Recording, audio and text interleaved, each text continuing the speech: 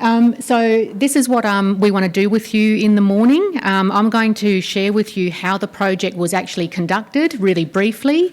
I don't want to use up too much time because it's in the report in detail.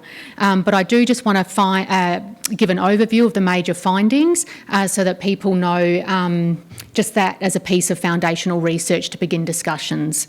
And then Kate is going to work through with you a case study, so I'll leave that up to Kate to explain when we get there. Narrative practice, invitational practice. So this project, you'll notice when you read the report, we looked at narrative invitational ways of working.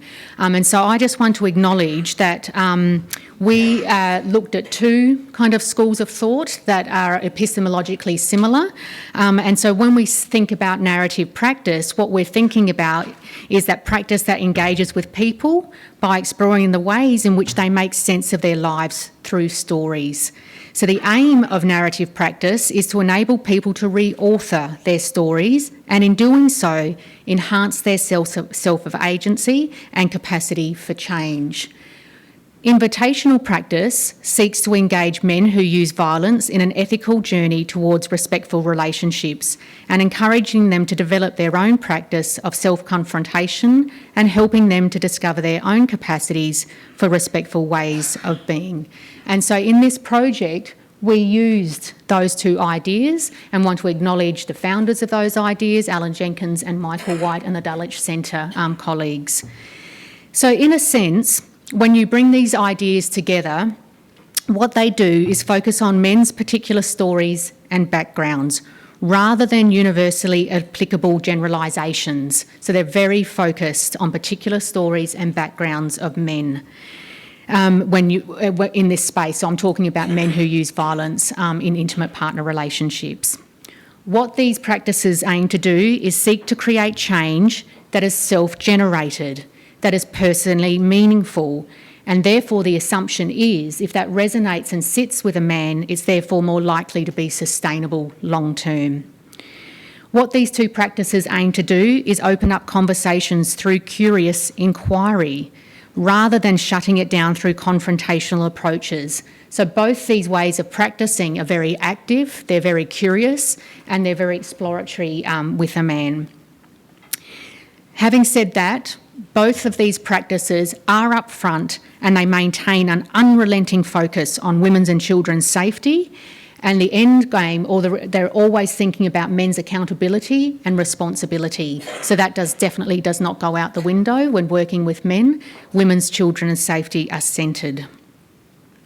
What these two practices also do is they maintain a focus on social change. So they both kind of have a larger goal in terms of challenging socio-cultural understandings of the way we use violence and the way violence is perpetuated in society. So they maintain a focus on large social change, not just necessarily with an individual man, and recognising that violence is an expression of power relations and therefore is essentially political in nature. So they do have a socio-political epistemology and value-based underpinning these approaches. So what did we do? Our study had had aims and questions, which I'd quickly just want to go through with you. Because invitational narrative ways of working had kind of been described in a landmark piece of ANROWS around perpetrator programs as an emerging kind of practice when working with men, we wanted to have a real good look at it. And so our study sought to document how invitational and narrative approaches have been taken up in the field, specifically of domestic violence. We wanted to document the journey of engagement using these ideas, but from the viewpoints of the man, his partner or ex-partner and practitioners. And invitational narrative practice principles we wanted to document that enable behaviour and attitudinal change in men. So we wanted to have a real look at the practice principles that were being used to enable this. So there are some of our research questions. We really wanted to look at how these practice approaches work to engage men. So engagement is a big theme in this space, how you engage men to start looking at behavioural and attitudinal change. How do these ways of working understand, therefore, men's behaviour and attitudinal change? How do they actually promote women's safety and centre women's and children's safety? How do these ways of working support perpetrator accountability and responsibility? And what is it about these ways of working when used with perpetrators of domestic violence that work for whom and in what circumstances? So they were our driving questions. We had 2 stages to this study. Stage 1, what we really needed to do was get a real handle on the literature that already existed or some of the evidence of these ways of working empirically. So what was being researched about them and what was the effectiveness being talked about or the success of these. So we did a purposive literature review, and we wanted to do that because we wanted to extract key principles and skills of engagement embedded in these approaches. Okay, so we deliberately did that because we wanted to look at what was specific about the ways of working from an invitational narrative approach. When we started digging around in the literature, we also found that it's very hard to find studies that produce empirical research about effectiveness or success of invitational narrative ways of working. So what we did is we embarked on conversations with 7 key community informants in South Australia who knew a fair bit about the history of invitational narrative approaches in South Australia, and we talked to them about this and why that was. Stage 2, so you could say stage 1 is what we call in the research world deductive. We had to look at and see what was there to bring into the research. Second stage was very exploratory and inductive. And so what we wanted to do was enable practitioners, so practitioners who identified as being narrative or invitational in their ways of working, men who were using violence, and their partners or ex-partners. And we wanted to enable these 3 stakeholders to talk about their experiences of invitational narrative practice. We had a total of 5 practitioners participate who had multiple clients, and so we ended up interviewing 11 men and 5 women ex-partners or partners that participated in in-depth face-to-face interviews. So we had a set of triads, so what we call the counsellor, the man and the partner or ex-partner be interviewed separately. And of course we respected that some women did not want to participate or were not in a part of that relationship anymore, and so we didn't want to bother them. So we had then another set of what we call dyads, the counsellor and the man that we interviewed. And in research world, we did a thematic and structural coding analysis to develop a commentary specifically around the key practice principles of narrative and invitational ways of working. So again, we were quite disciplined in trying to stay very focused on those key principles and ideas, so that because we didn't want it to turn into generic counselling or generic ideas, it was this approach that we were wanting to have a look at. So, how does invitational narrative practice engage with men? So what we found is that instead, what this approach actually does is it focuses straight up on the competency of men.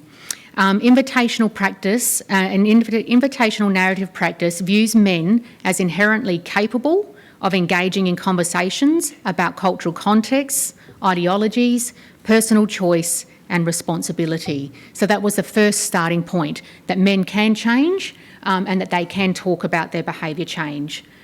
It also, this way of working, how do they engage with men? They often used or were concerned with ethics and ethical behaviour, emphasising men's own potential for ethical reflection and realisation. And this idea is central both to invitational narrative practice. What they then do is, once you've established engagement through being through competency and respect and engaging in conversations about ethical preferences, the next often step was this idea of restraining thoughts. So a focus on restraining ideas rather than the causes of violence or why men use violence further distinguishes invitational narrative practice from other individually focused interventions. And it is evident in the attention paid to what stops men from behaving respectfully. So what gets in the way of you reaching your ethical preferences? What are the restraining thoughts not allowing you to live the life that you want to live? The thought is then that when you explore restraining ideas, narrative invitational practitioners use this to open up a conversation about dominant, hegemonic forms of masculinity in a conversation about gender, power and control. So that's the way they started to open up those more socio-political ideas about gender power relations. So if you're kind of following me, we have respectful engagement, ethical preferences, what's stopping you from engaging in ethical preferences. And once you get a man to talk about that, that's when you can introduce ideas about power, control, gender, etc. The idea is then also that once you've established a man to be able to name and recognise those restraining ideas, it is much more likely to engage him to experience shame. And so shame can be very embarrassing. Often men leave when they feel shame. So the thought is once you scaffold that and talk and engage men about restraining ideas, you're creating a safer space for him to sit with his shame and experience shame. And also then, once shame is experienced, it's much more likely for men to then be able to acknowledge the effect that their violence and abuse has on their partners and on their children. So conversations about shame are also seen as a key forum for men exploring their ethical preferences, which in invitational narrative practice are actually seen as the crucial foundations for behavioural change. So an emphasis on responsibility and change is central to these ways of working, and it's reflected in its overriding commitment to women and children's safety and its accountability to their perspectives and experiences. So the role of the practitioner is in assisting men to develop competencies necessary to change their behaviour further, emphasises the invitational narrative focus on active change all the time. So the change is forever evolving. There are moments of it. It's continually happening. Also, crucially, invitational narrative approaches are directed towards social transformation. So these ways of working are not just merely personal or individual change, but these ways of working introduce and pay attention to the structural and the socio-political context that shapes and transcends men's individual choices to use violence. And so an analysis of gender power, privilege and entitlement are also foundational to these approaches, but it is scaffolded towards the ends of the conversation, not at the beginning, so that you're able to enable that engagement so that a man is more likely to sit and continue to return and engage with those ideas. So what works for engagement? So this is what I've just gone through with you. These were the 5 key practice principles that we extracted, both in the literature and we found mirrored in the conversations with practitioners and also in the conversations with men who use violence. And so that's what I've just gone through with you. Respectful competence is one of the first ways to engage men through conversations of his ethical preferences. That then opens up conversations about what's restraining you to live the life that you want to live. Once you start enabling that in a socio-political context, you open up a safe space to explore shame with him. Once someone experiences shame, the assumption is that he's much more likely to have long, sustainable insight into the effect that he has on his partner and his children.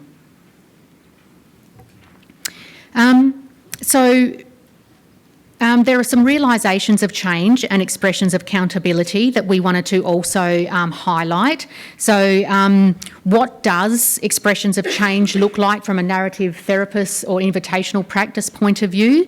How do you know that these men are making those steps towards change? This is what we found that kind of gives moments of success or moments of change or insight.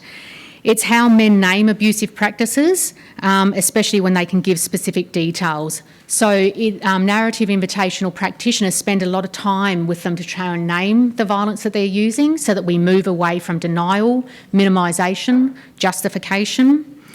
Other evidence so that you can see expressions of accountability is that men get to a point where they're actually able to understand, articulate and name the effect of their abuse on women and children. Especially when they can explain this in concrete terms, not wishy-washy.